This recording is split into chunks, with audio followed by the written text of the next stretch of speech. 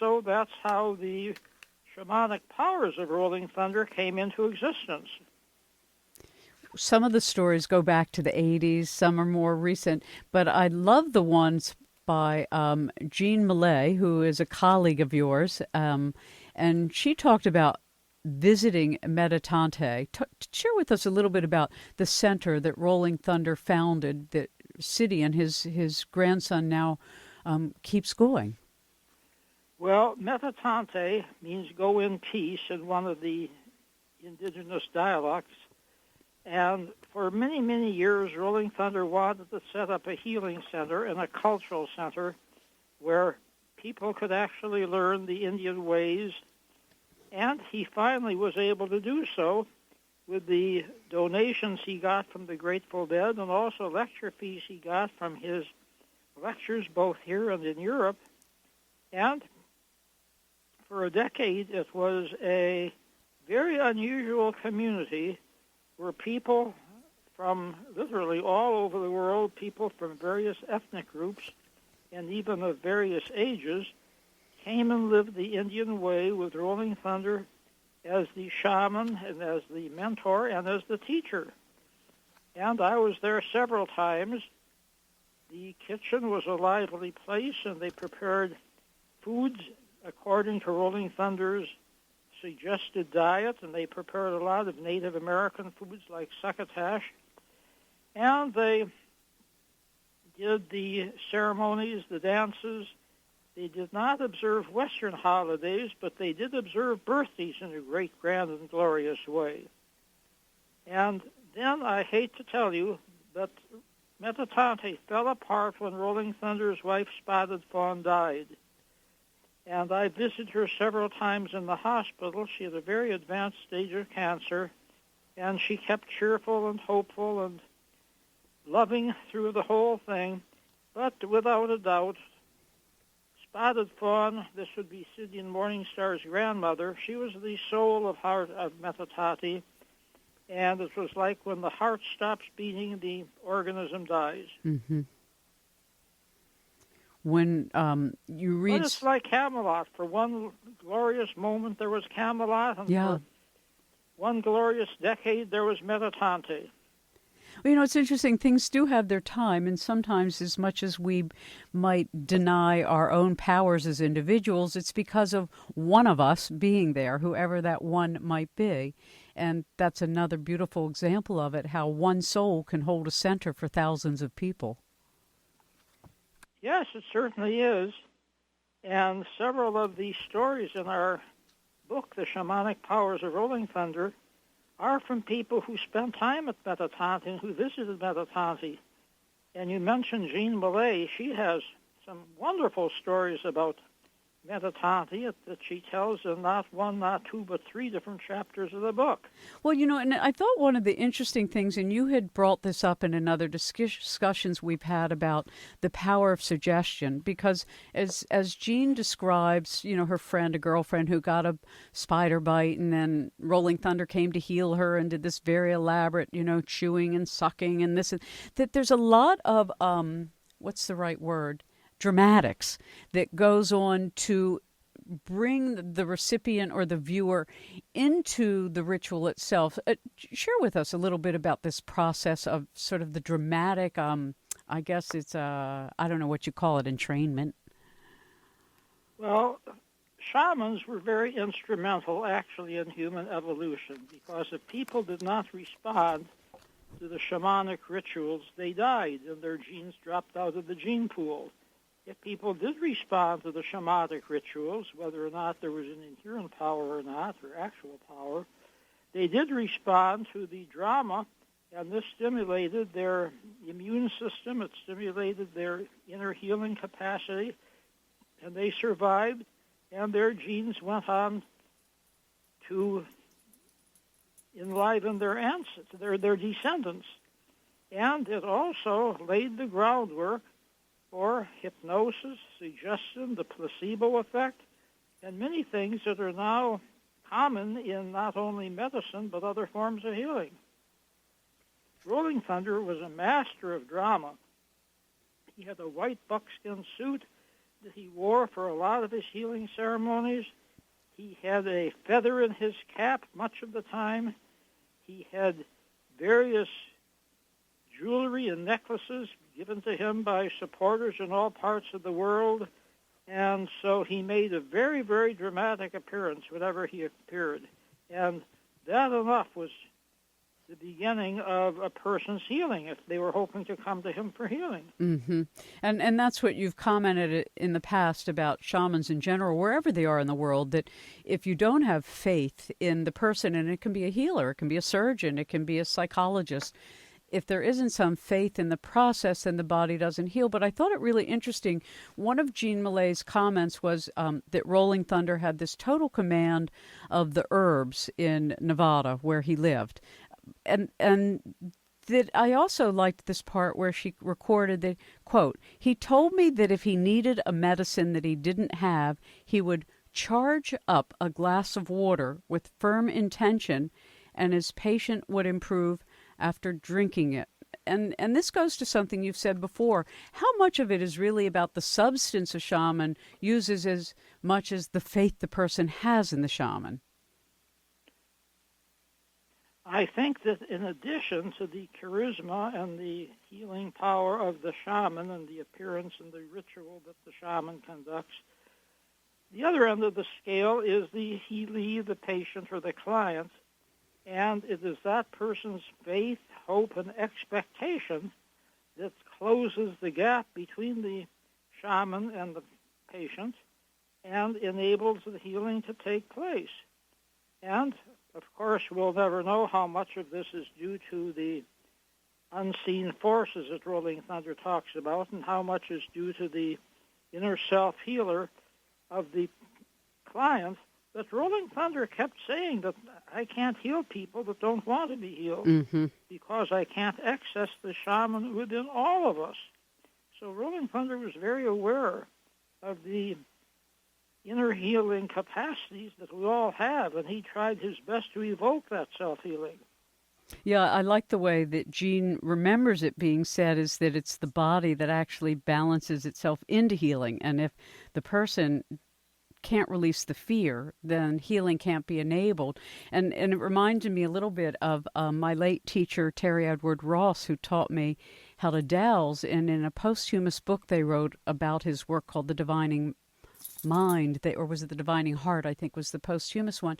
He got to the point at the end of his life of just sending his clients color from his mind, and up until then he was dowsing DNA and switching DNA on and off and doing rather elaborate things. And towards the end of his life work, he found the same thing Rolling Thunder and others found, which is it's really a very simple choice of intention and then attention.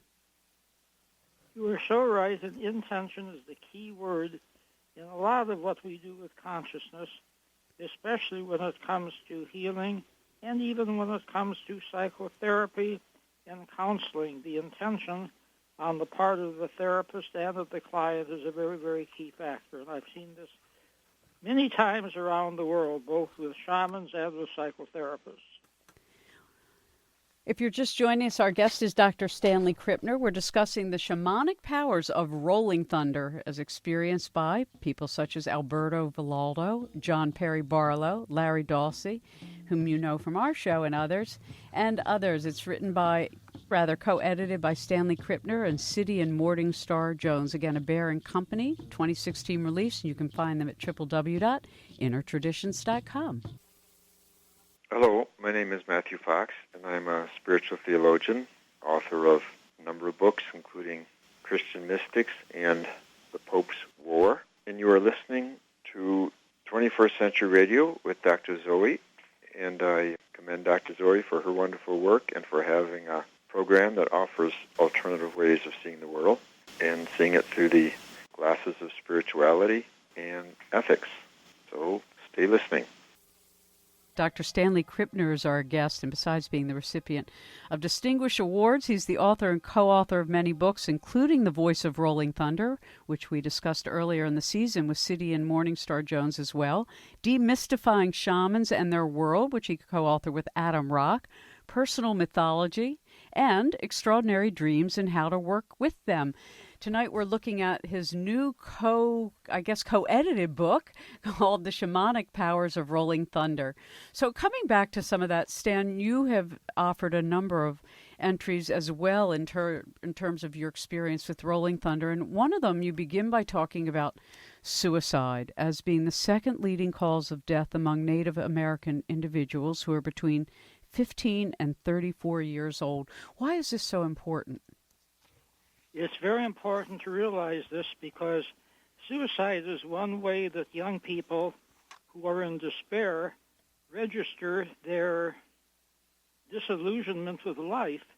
And as you know, suicide is very common with alienated young people in the United States, no matter what their ethnicity. Young people who are bullied, who are teased because of their size, because of their ethnicity, because of their sexual orientation, often just cannot take it anymore, and they kill themselves not only out of despair but as a protest. And many of the Native Americans who kill themselves are protesting as well as just giving up because their lives really don't seem to amount to anything.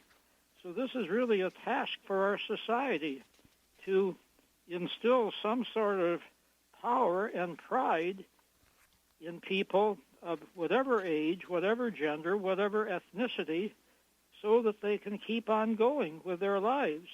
Rolling Thunder was very good at this, by the way, and I can't think of a single suicide that ever happened at his place on his watch, because he knew the inherent value of every single person, and most of the people at Metatonte were young people, and he did find ways to empower them and to encourage them to follow their path and to be of value to themselves and to the world.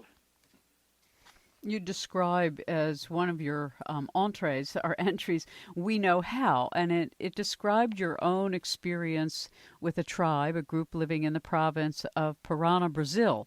And in it, you describe how you attended a conference and then remarked about Rolling Thunder towards the end of the conference about his nonviolent action to save the pinyon tree. And I just thought it was such a beautiful demonstration of how he brought so many people to appreciating that stewardship can be done and it must be done without violence. Yes, absolutely. Rolling Thunder learned a lot from not only his own tradition, but from Gandhi, Martin Luther King, and other nonviolent protesters. And he called his followers spiritual warriors, but they were warriors of peace. He never encouraged them to use violence, but to use their brains. And this is why, to stop the destruction of the pinon nut trees, he actually had them go and put sand in the bulldozers, and that put the bulldozers out of commission for several weeks. And then, while the bulldozers are being repaired, some of his people took the film of the destruction of the pinon trees to Washington, D.C., and as we describe in the book, Senator Edward Kennedy and President Richard Nixon, of all people, got together and agreed that this had to stop, and that's what stopped the destruction of the pinon nut trees. That's the thing that's so, I guess the thing that I appreciate the most when you read about individual people, again, coming back to the remark I made earlier, that sometimes we forget the power we each have. And that was one of the things Rolling Thunder really encouraged everybody to appreciate. And it was about coming into harmony with their inner voice and coming into harmony with the earth. You know, one of the stories I thought was so interesting, I don't remember the gentleman who it was, but, I know, it was Fred Sweeney, who had been a psychologist? His physician, I think, had told him he would be dead, and then he had this experience. Do you remember that story? I remember it very well because I knew Fred Sweeney even before he went to Metatonte to study with Rolling Thunder, and even before he took on the name Grey Wolf. And he was actually in the business world before he was a psychologist, and this is when he was told that he had 6 months to live. He went into the Canadian wilderness on a retreat, and in the wilderness he had a shamanic calling. He had a dream, in which a wolf came out of the forest and devoured him, ate him up. And when he woke up, he knew that this had been some sort of a call. He didn't quite understand it, but he noticed that when he became a psychologist after going back to school, he became a psychologist, and he felt that this wolf was with him when he made the wisest decisions. And so he felt that he had become part of that wolf after the wolf devoured him in his dream, and that's when he took the name on of Gray Wolf.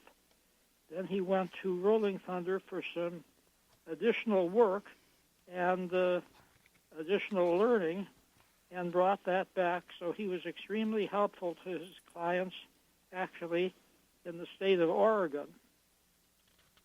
It's interesting how many times, I mean, yourself, you're well known worldwide as being the dream man, and there's, you're famous for having these dream conversations in the mornings at every conference that you go to, but it was also something that Rolling Thunder enjoyed doing as well. Why are dreams part of a tool for healing? When we dream, we get in touch with a part of our psyche that we ordinarily ignore.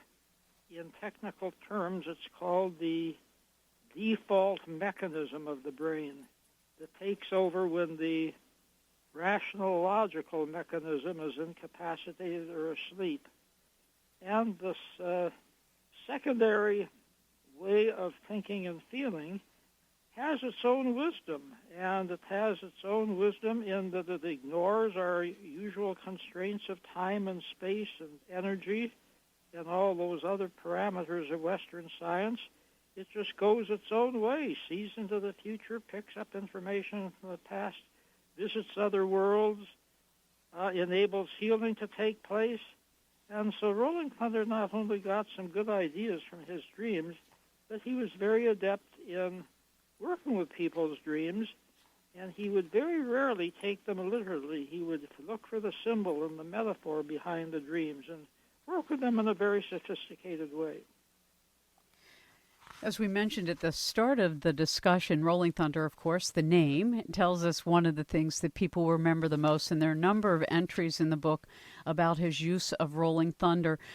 Why do you believe that Rolling Thunder himself, John Pope, as he was originally called, had this relationship to the elementals versus some shamans will have a relationship with a tiger and others perhaps with water? This is a matter of, individual choice, and the shamans do not choose this relationship. The relationship comes to them. Fred Swinney had no interest in wolves until the wolf came to him in the dream and ate him up. And then he began to get pictures of wolves from friends, videos of wolves. They didn't know why they were sending it. They said, I just felt that I should send this to you. And so the interesting thing about shamanism is it's not usually a profession that you set out to do. It's a profession that seeks you out in dreams, through visions, through the sudden appearance of power animals, power birds, quirks of nature, sometimes with sicknesses that become healed when the person asserts his or her shamanic power. So there's a number of ways that the call, so to say, comes to the person who has, shall we say, shamanic propensities, who has that power, that intelligence, and that compassion that shamans need.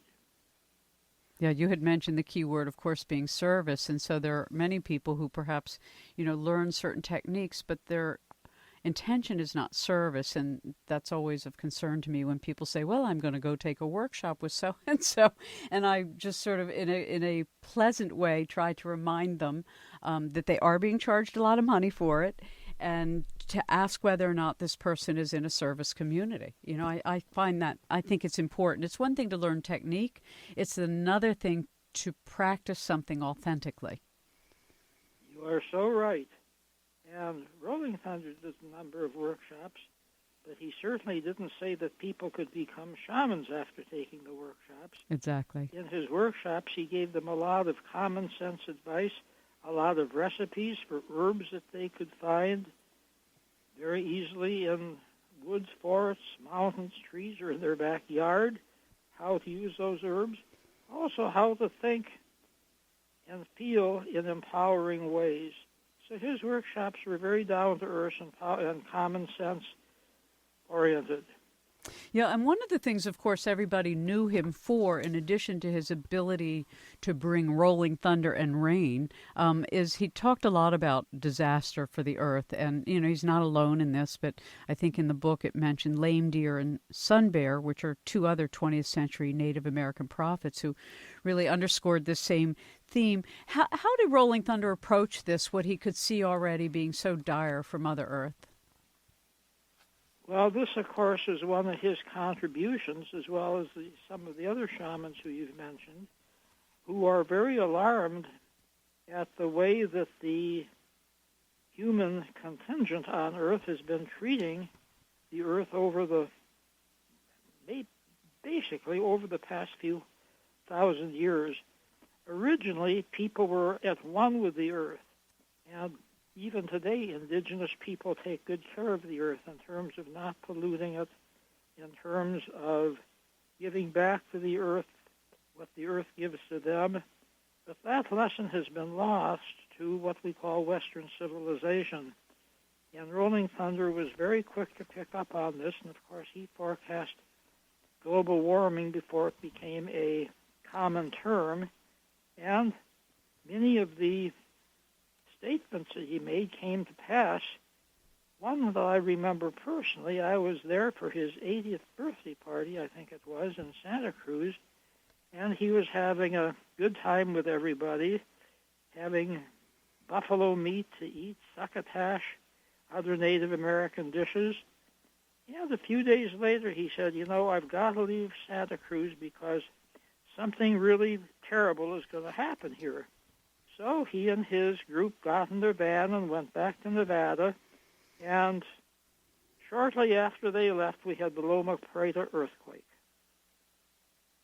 It reminds me very much of how animals, are so tuned in physiologically to the earth and to spirit. I often joke that some of them seem to know what spirit's going to do before spirit's even acted.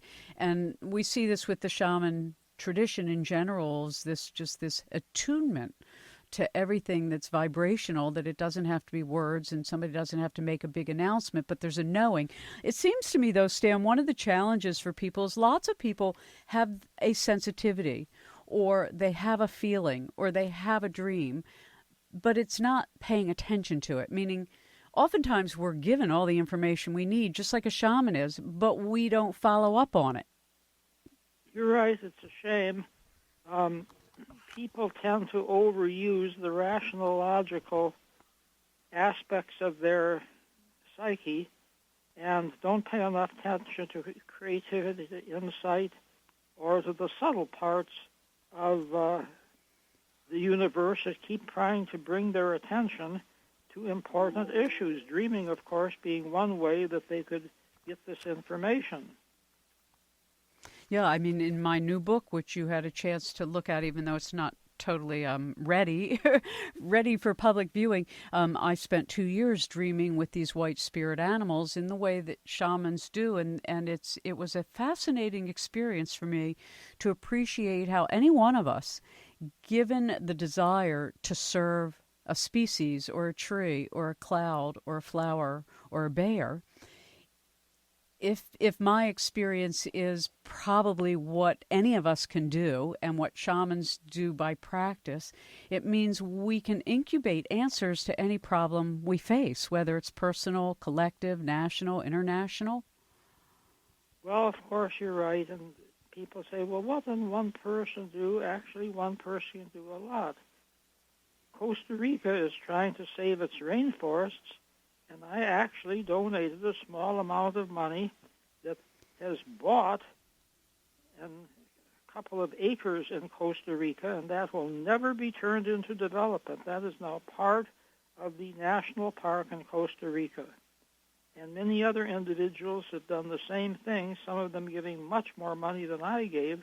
So now Costa Rica has a very well-developed national park system, And there are laws in place that will keep any developer to ruining that park, and it's a wonderful vacation place for people who want to come to Costa Rica. That's a beautiful story. Thank you for sharing that. We're going to take a break. Our guest is Dr. Stanley Krippner. His new book, co-edited with City and Morningstar Jones, is entitled The Shamanic Powers of Rolling Thunder. Go to www.bearandcompany.com or www.innertraditions.com. Hello, this is Robbie Holtz, co-author of award-winning Secrets of Aboriginal Healing and Aboriginal Secrets of Awakening. You can learn more about us at www.holtzwellness.com. That's Holz, as in zebra, WELLNESS.com. You're listening to 21st Century Radio with Dr. Zoh Hieronimus. Welcome back to 21st Century Radio. Read a lovely co-edited book by our guest this hour, Dr. Stanley Krippner and City and Morningstar Jones, entitled The Shamanic Powers of Rolling Thunder, a Bear and Company 2016 release. You know, Stan, there were so many interesting things in this lovely collection, and one of them I was not aware of, but of course which you knew quite well, that Rolling Thunder felt he was guided by the 7 stars of the Pleiades constellation, and that his turban often had a 7-pointed star on it. Why the Pleiades? You know, you've read the book very, very well. This is a rarity in my interviews that somebody actually does a knowledgeable questioning. But back to your very, very wise questions, he actually felt that his people not exactly came from the Pleiades, but they were guided by spirits from the Pleiades. And so this is why he always wore this constellation of the 7 stars on his turban, on his cap, on his sweater, someplace along the way. But yes, he felt a very close connection with the Pleiades. Having finished, this White Spirit Animal book and having looked at so many different native Indian tribe stories, Zulu stories, Buddhist, Hindu stories, going back to the last ice age, we're going back 14,000, 16,000 years ago, there are certain planetary communities that consistently come up in all of their stories. One is the Pleiades, one is Sirius, and one is Alcyon as being the gateway to the Milky Way. And so it always interests me when you hear moderners say, well, I have an affiliation with the Pleiades or Alcyon or Lyra. And I myself often feel this affiliation with the Pleiades. And so when I read this, I went, wow, that's really unusual. I didn't realize that's why he wore his turban. And one of the gentlemen who contributed a number of pieces for this edited book, the title was Healing from Creation by Dr. Jürgen Werner Kremer, or Kremer? Is that his name? Yes, Dr. Kramer actually gave 2 wonderful chapters for the book. Yeah, and I thought that his interesting comments about the challenge of any healing is again, it goes back to this ability, he called it, to generate the necessary, quote, creative energies so that spirit may intervene. And he said some people call this grace. Well, Dr. Kramer, among his other talents, is a longtime psychotherapist. He's originally from Germany.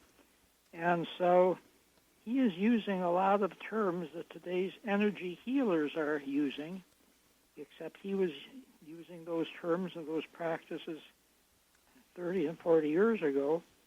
And again, it's a metaphor for the subtle forces that can assist in healing, and many healers link these subtle forces from the shaman to terrestrial and extraterrestrial forces.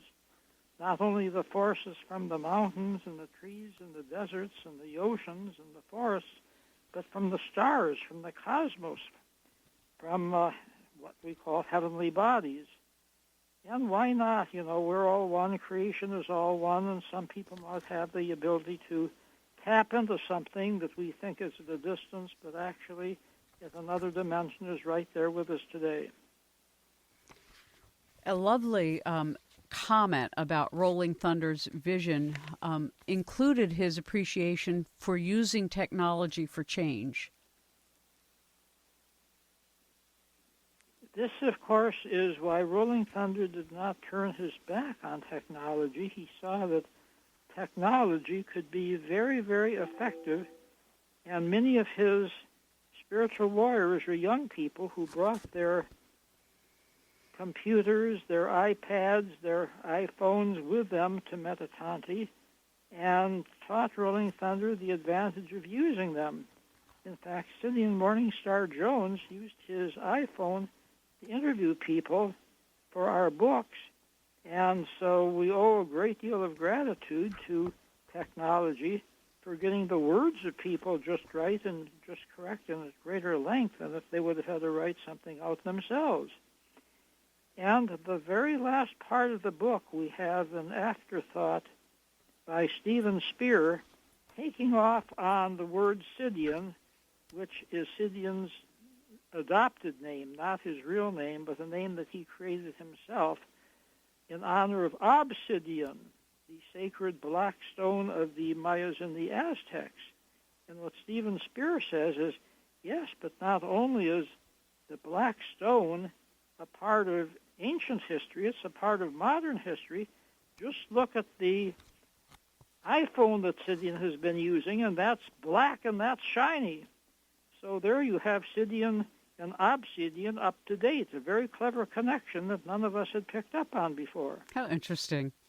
Another interesting point that I thought worth bringing to the audience's attention was described also in that particular entree called Smoke and Mirrors, and it dealt with why Rolling Thunder would sometimes make it rain and thunder after he had done some form of ritual.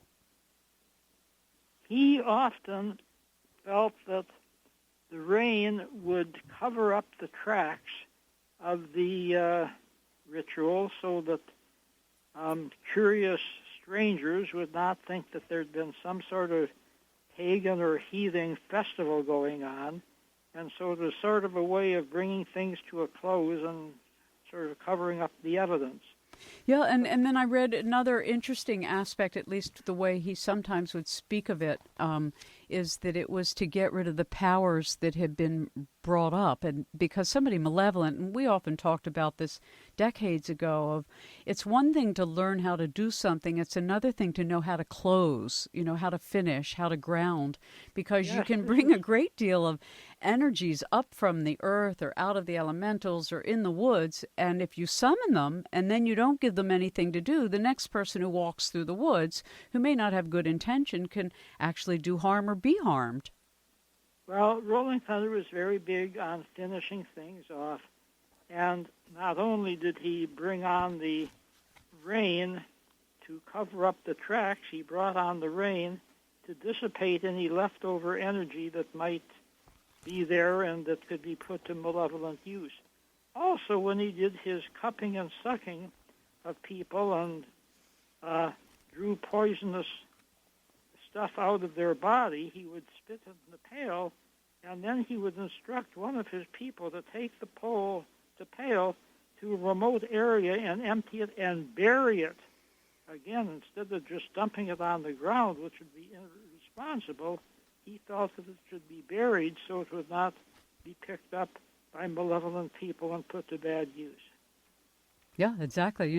For people who have never seen any of this or experienced any of it, sometimes I'm sure when they listen to these kinds of discussions, they think, oh, come on, you're telling me you summon spirits and then anything that's bad, you take the water and you dump it somewhere in the earth and the earth absorbs it and it's all fine again, when they may not even believe that there was anything there in the first place, because what we're talking about are things that to some degree are invisible, but then there is an effect that is noticeable. Yes, that's right. There is the visible or the overt part of the healing or the ceremony, and then there is the subtle or covert or unseen, invisible part. And people like Rolling Thunder are in charge of both and can actually see and feel and hear and smell both. most of them, myself included, most of the others, only see what's visible and only are aware of the covert. We don't know much about the covert, just what's visible. You know, one of the questions I often get from listeners is, how do you know the difference, and how does a shaman know the difference between their imagination and their perception? To rolling thunder, there's not much that you can say is a difference, because imagination is just a different way of perceiving something. Now, ordinary people can imagine stuff, but when a shaman imagines something, the shaman is often able to bring that into a level of reality that makes it visible. And, you know, the proof of the pudding is in the eating of it. Mm-hmm. And if a shaman imagines something, and if that imaginary power or force or power animal or power bird is actually in some way tied in with an outcome or a healing, then who are we to say that that's complete fantasy? It could be simply reality on a different level. Exactly. Also, you know, from the field of psychophysiology, we have an interesting topic.